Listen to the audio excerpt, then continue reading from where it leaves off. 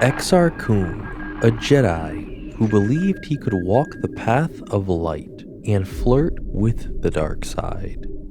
A Jedi whose ambition became his doom. Exar's origin began much like the Jedi of his era, being brought to the Jedi Temple on Dantooine. Exar was trained by Jedi Master Vodo Sios Bas. Exar showed a great affinity to the Force and was a highly skilled combatant in lightsaber dueling. Exar believed he was so advanced he wished to study the forbidden teachings before he was even knighted as a Jedi.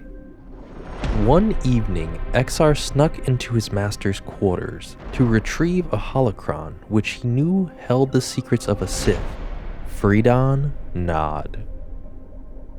Vodo discovered Exar and forbade him from studying the dark side of the Force, sending him to his lightsaber training. Exar sparred two other Jedi apprentices, Credo and Silvar. Easily defeating Credo, Exar faced off with Silvar, insulting and taunting her until she lashed out, clawing his face, leaving him scarred. Rage enveloped Exar as he charged Silvar, ready to strike her down, until Vodo stepped in, dueling Exar with only his Force-imbued walking staff. Vodo initially had the upper hand, but Exar force-pulled a second lightsaber and eventually sliced the staff in two, leaving Vodo defenseless. Exar was tired of waiting, so he decided to take leave and venture off to seek out the dark side knowledge of Freedon Nod on the planet of Onderon. Exar posed as a Jedi archaeologist, seeking an audience with Jedi Knights Kay Queldrama and Tat Donida. Jedi Master Arca Jeth arrived and confronted Exar, exposing his deception and revealing that Exar wasn't truly an archaeologist. Although Jeth attempted to banish him from Onderon, Exar remained resolute in his mission. Disregarding their warnings, he continued his investigation. Exar found two Nodist sympathizers, and they took him to the tomb of Freedon Nod, which was hidden on the Onderon's moon, Duxum. After fighting beasts and traveling through dense jungles, Exar reached the tomb that had been covered by Beskar, a Mandalorian metal that could withstand the power of a lightsaber blade. Exar was eventually able to break through after feeling an unfamiliar surge of power overcome him. Suddenly, the spirit of Freedon Nod appeared, offering Exar a pair of scrolls, which eventually led him to the ancient Sith world of Korriban. Exar traveled to Korriban, and while in the Valley of the Dark Lords, the voice of Freedon Nod drew Exar to a temple. Upon entering, the opening became blocked. Unable to escape, Exar continued on. Freedon Nod's spirit appeared and led Exar to a mausoleum which held a crystal that stored fallen Jedi spirits. Freedon then released a great force of energy, collapsing the temple onto Exar, leaving him broken and battered. Freedon Nod then told Exar the only way for him to survive was to embrace the dark side of the Force, to heal and gain the strength to survive. Exar did just that. Although embracing the dark side, Exar still believed he was a Jedi, just tapping into the dark side for survival. He then followed Freedon Nod to the planet moon of Yavin IV, where the Sith of old Naga Sadow took his followers. Shortly after traveling through the jungles of Yavin IV, a group of Massassi warriors attacked him. These mutated beings, imbued with Sadow's dark magic, were relentless in their guardship. Exar was swarmed as he tried to flee. The Massassi began dismantling his ship, leaving it inoperable. Exar was captured and taken to be sacrificed. The High Priest used a Sith amulet and summoned a Sith worm that was created with dark magic long ago by Naga Sadow. Exar once again heard the voice of Freedon Nod, convincing him to fully embrace the dark side and seize the power to escape. Exar embraced the darkness from within and swiftly took the amulet, intensifying his force ability, and unleashed a surge of dark side energy, destroying the Sith worm as well as many of the Massassi. The amulet brought Exar a vision of his greatness as a Sith Lord, and when the vision was over, the Massassi honored him and became his followers. Freedon Nod's spirit looked on him with approval until Exar used the amulet to destroy what was left of Freedon Nod. But before he was destroyed, he was able to send one final message to Satal and Alima Keto, leaders of the Krath cult, that Exar was a false Sith that needed to be destroyed. Exar discovered Naga Sadow's old flagship, which had his scrolls of Sith alchemy on it, and Exar began to use it to test on the Massassi. Exar was now ready to travel off Yavin 4. The Sith amulet showed Exar where the Ketos were, and his new mission was to eliminate any of Freedon Nod's existing students. Arriving on the planet of Empress Teta, Exar was led to the Iron Citadel where the Krath cult abided. Approaching the fortress, his Sith amulet began to glow, signifying its counterpart amulet was close by. A Jedi, Ulic Quill Drama, infiltrated the Krath cult to gain intel, but became seduced by the dark side of the Force. He slayed Satel Keto and took Alima as his lover. The Jedi Council sent a group of Jedi Knights to rescue Ulic from the cult, and as Exar approached, the Jedi's attack on the cult began. It didn't take long for the Jedi to see that Ulic had fallen to the dark side of the Force, so they departed. Moments after the Jedi were gone, but before Ulic and Alima could catch their breath, Exar announced himself. Alima wasted no time in attacking her teacher's destroyer, but she was stunned with a blast of dark side energy. Ulic advanced, and Exar and Ulic began to duel. Exar realized they both wore a Sith amulet, as the glowing light began to envelop them. Then an image of the Sith of old, Dark Lord Marga Ragnos, appeared and ordered the two to stop fighting. Ragnos named Exar the new Dark Lord of the Sith, and scarred his forehead with a mark of the Dark Lord, then named Ulic as the Shadow Hand. The pair consolidated power from the worlds near the Empress Teta system, which included the Krath cult and Alima Keto herself. Exar had a plan to destroy the Jedi using the Force Harvester, a Sith artifact that drained the Force out of any living creature, coupled with the Dark Reaper, which took concentrated Force energy and allowed it to be shot as a high-powered beam. These artifacts together gave Exar more power than any Jedi or Sith could conjure up. Exar's ambitions were too dark for Ulic, who still had sympathy for his Jedi friends, which led him to assist them in disabling the Dark Reaper.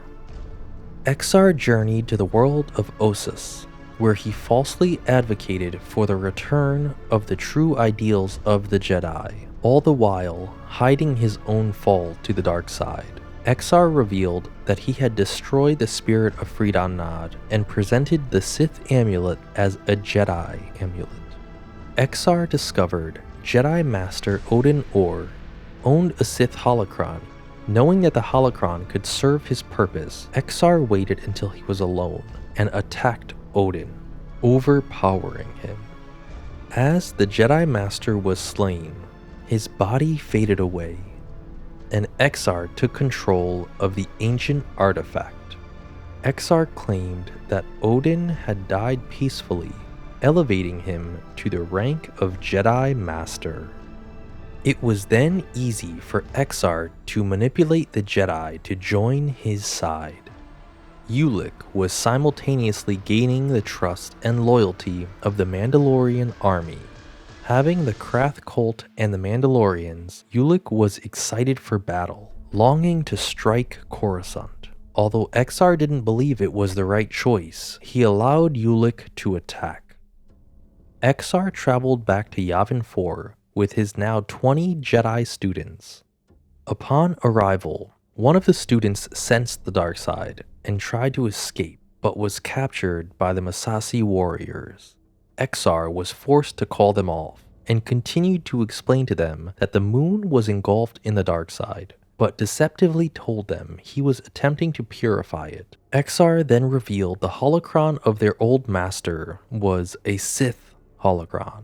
The old Sith artifact shattered into a multitude of pieces and sliced into Exar's Jedi apprentices, instantly corrupting them to the dark side of the Force.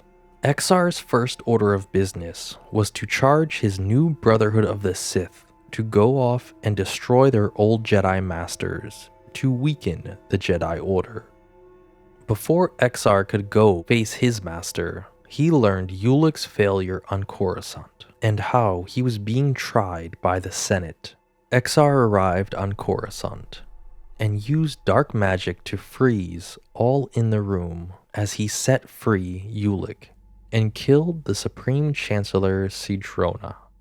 As they went to leave, Jedi Master Vodo appeared and challenged Exar. The two battled on the Senate floor. Vodo had the advantage and seemed to be winning until Exar unleashed his secret weapon.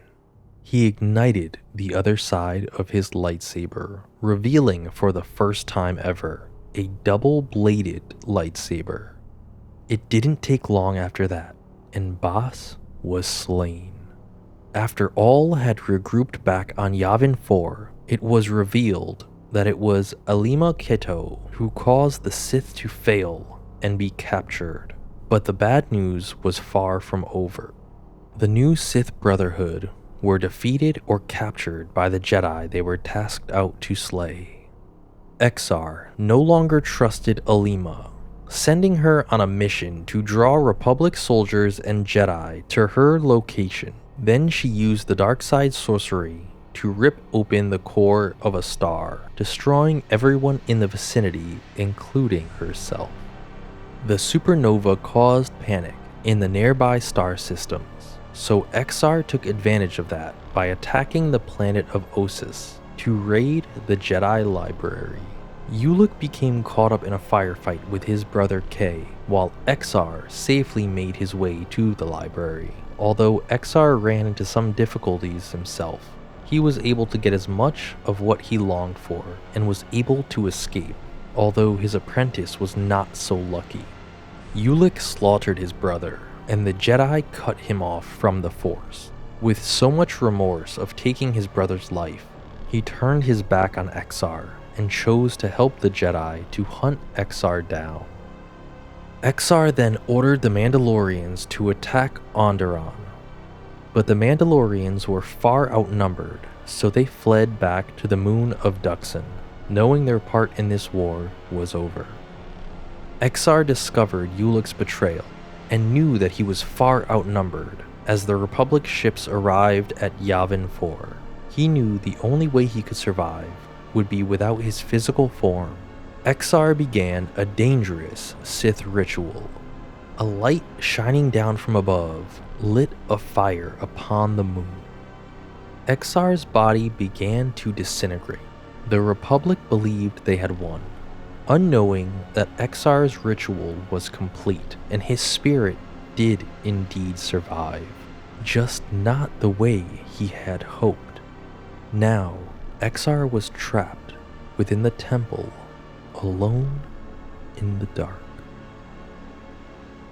In 1 ABY, a group of archaeologists uncovered the catacombs of Exar Kun's temple.